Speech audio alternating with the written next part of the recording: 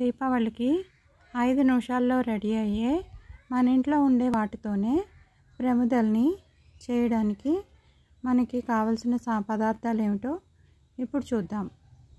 ముందుగా ఒక గ్లాసు వరిపిండిని, ఒక గ్లాసు బియ్యం పిండిని తీసుకుని దాన్ని బాగా కలుపుకొని 3 పార్ట్స్ చేసుకున్నామండి.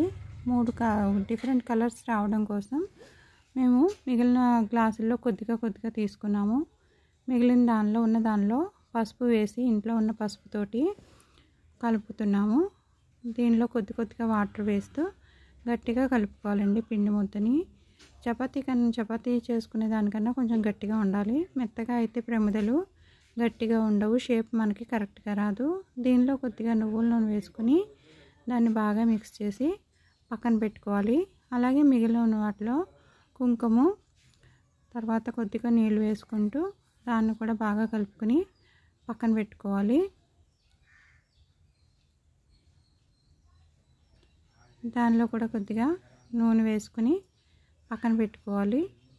తర్వాత మిగిలిన దానిలో మన ఇంట్లో ఉండే కలర్స్ ఏమైనా వేసుకోవచ్చు. ఇప్పుడు మేము గ్రీన్ వేస్తున్నాము.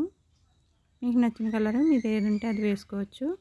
ఇలా 3 అయిన తర్వాత వాటిని ఈక్వల్ పార్ట్స్ కింద చేసుకుని రౌండ్ బాల్స్గా చేసుకోవాలి.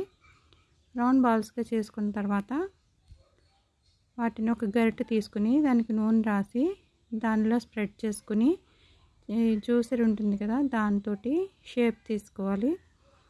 సో షేప్ తీసుకున్న తర్వాత దాన్ని బయటకు తీసుకుని పక్కన పెట్టుకోవాలి.